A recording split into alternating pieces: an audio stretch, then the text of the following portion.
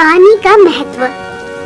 मीरपुर गांव चारों तरफ पहाड़, हरियाली और खूबसूरती से घिरा हुआ था। वहाँ के लोग ज्यादातर खेती किया करते थे। गांव के लोगों को प्राकृतिक चीजों की कोई कमी नहीं थी। पेड़ पौधे, पानी, हरियाली। मीरपुर एक बहुत ही सुंदर और हरी भरी जगह थी। पानी पानी पानी, मुझे प्यास लगी है। मीरपुर में तो इतना पानी था, पर यहाँ दूर दूर तक कुछ दिखाई नहीं दे रहा है।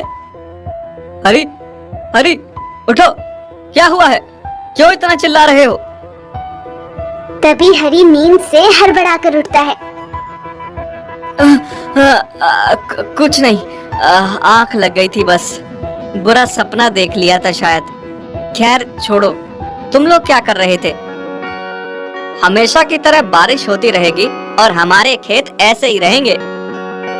हाँ भाई, अगर मीरपुर में बारिश और पानी नहीं होगा तो कहाँ होगा? साक्षात देवताओं का वास है हमारे गांव में। कभी किसी चीज की कमी नहीं होती। गांव के कुछ और लोग चौबारे के पास अपने खेतों और फसलों की बातें कर रहे थे। तभी वहाँ पर गांव के एक बड़े बुजुर्ग बाबा किरोड़ी मल आ जाते हैं। तुम्हें पता भी है, आने वाले समय में पानी सबसे बड़ा संकट बनेगा। हो सकता है कि तीसरा विश्व युद्ध भी पानी की वजह से ही होगा। अभी अभी देखे बुरे सपने की वजह से हरी का ध्यान किरोड़ी मल की बातों पर जाता है। बाबा, आप कैसी बातें कर रहे हो? हमारे पास इतने सारे तालाब, कुएं और झरने हैं, ऐसे कैसे पानी खत्म हो जाएगा? चारों तरफ तो पानी ही पानी है। वही तो समस्या है बेटा, तुम लोग समझ नहीं रहे। ये जो दिख रहा है ये बस आज है। थोड़ी दूर जाकर देखोगे तो तुम्हें कोई झरना, पानी, तालाब नहीं मिलेगा। पर ऐसा क्यों होगा बाबा? जब मैं छोटा था तो लगभग 100 किलोमीटर के दायरे में खूब तेज बारिश होती थी, और आज देखो बस 10 किलोमीटर ही रह गई है। समय बदल रहा है बेटा, थोड़े दिन जाने दो, हमारा भी पानी खत्म हो जाएगा। अब बाबा किरोड़ी मल की ऐसी बातें सुनकर रामू और श्याम दोनों सोचने लगते हैं और बोलते हैं। हाँ बाबा, लेकिन इतनी जल्दी पानी खत्म होने का तो मतलब ही नहीं बनता। ऐसे थोड़ी हो सकता है। हाँ बाबा, रामू बिल्कुल ठीक कह रहा है। अब तुम इसे ऐसा ही देख लो, 10 किलोमीटर के बाद वाले गांव में बारिश नहीं हो रही तो वो हमारे तालाब से पानी भर रहे हैं। तभी वहाँ पर गांव का एक और व्यक्ति रमेश आ जाता है और आकर बोलता है। हाँ बाबा, मुझे भी ऐसा ही लगता है। तुम लोग देख लेना, अगले साल बिल्कुल भी बारिश नहीं होगी। देखो, अब तो इसने भी कह दिया, अब तो बारिश नहीं होगी। सब लोगों को बाबा किरोड़ी मल की बातों का ज्यादा असर तो नहीं पड़ता, लेकिन रमेश के मुंह से ये बात निकलते ही सब परेशान हो जाते हैं, क्योंकि गांव में सभी का मानना था कि रमेश जो भी अपने मुंह से निकालता है वो सच हो जाता है, और बुरी चीज तो खास तौर पर। बाबा, आपका तो पता नहीं, लेकिन अब इस काली जुबान ने बोल दिया, अब नहीं होगी बारिश। गई हमारी फसल भी और खेत भी। बोल तो दिया है, लेकिन इसका कोई उपाय तो होगा। अब आगे क्या करना है ये बताओ। इस बात के बाद सभी गांव के व्यक्ति बहुत परेशान हो जाते हैं और जवाब के लिए बड़ों की तरफ देखने लगते हैं। देखो, इसका एक उपाय है मेरे पास। अभी अगले साल को आने में 2 महीने बाकी हैं। सब मिलकर एक काम करते हैं, जितना हो सकता है बारिश का पानी इकट्ठा कर लेते हैं। अगले साल सिंचाई और व्यापार के काम आएगा। हाँ बाबा, अब तो लगता है कि यही करना पड़ेगा, लेकिन ये सब होगा कैसे? एक आदमी चिंता भरी आवाज में बोलता है। हाँ, लेकिन पानी को भला कोई कैसे इकट्ठा कर सकता है? हो सकता है, और हमें पानी को इकट्ठा करने के लिए गांव में और भी तालाब बनाने होंगे। अब सारे लोग बाबा किरोड़ी मल के कहे मुताबिक काम में लग जाते हैं। सभी लोग मिलकर गांव में खुदाई कर और कई सारे तालाब बना देते हैं। सारा काम होने के बाद गांव के लोग फिर से इकट्ठा होते हैं। हमने तालाब तो बना ही दिया है, काश अब अगले साल पानी की परेशानी ना हो। हाँ, तुम सही कह रहे हो। तालाब में इकट्ठा होने वाले पानी से मदद तो मिलेगी, लेकिन इतना करना अभी भी काफी नहीं है। हमें हमारे गांव के आसपास जितने भी 4-5 पहाड़ हैं, उन पे पेड़ लगाने होंगे। लेकिन बाबा, पेड़ क्यों?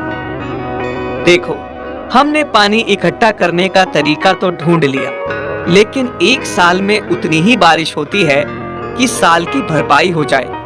अगर हम ज्यादा से ज्यादा पेड़ लगाएंगे तो इस इलाके में और भी बारिश होगी, जिसमें ज्यादा पानी इकट्ठा होगा।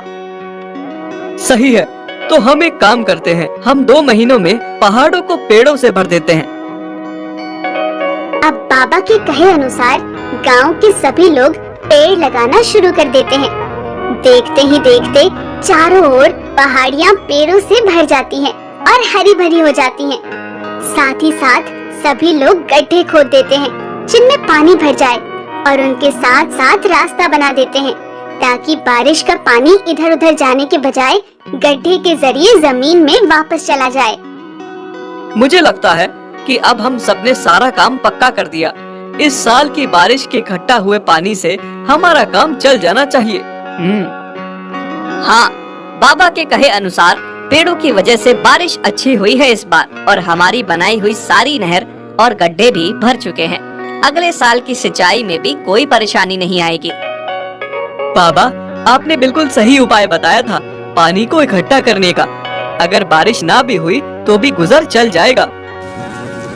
अब बारिश का मौसम आता है और खूब जोरदार बारिश होने लगती है।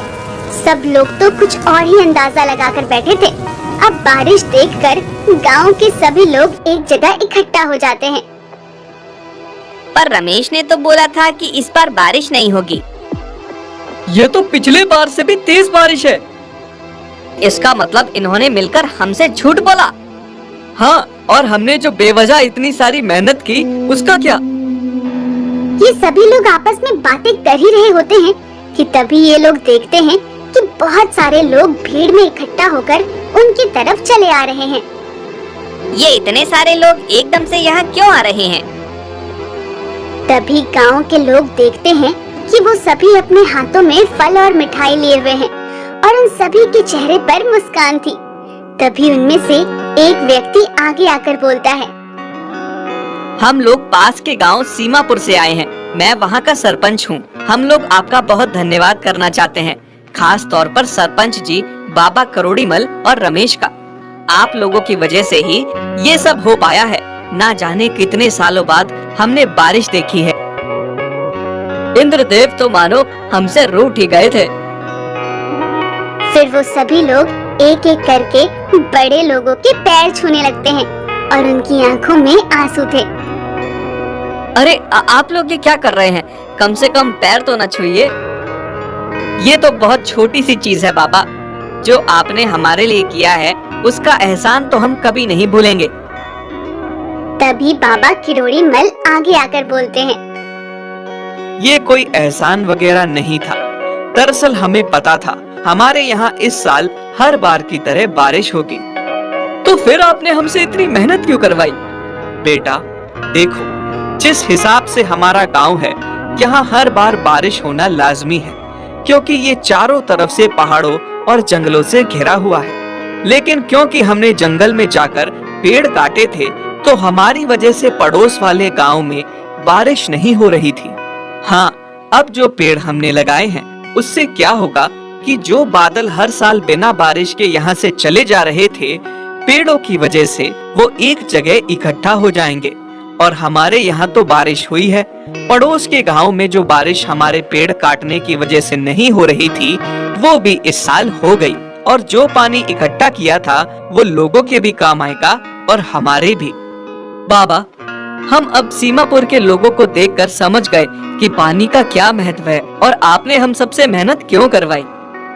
हाँ, पानी की कमी होना वाकई में एक समस्या बन सकती है। हमें खुद ही पानी बचाना चाहिए, बल्कि प्रकृति की और चीजों को भी नुकसान नहीं पहुंचना चाहिए। चलो आखिरकार तुम लोगों को मेरी बात समझ आ गई।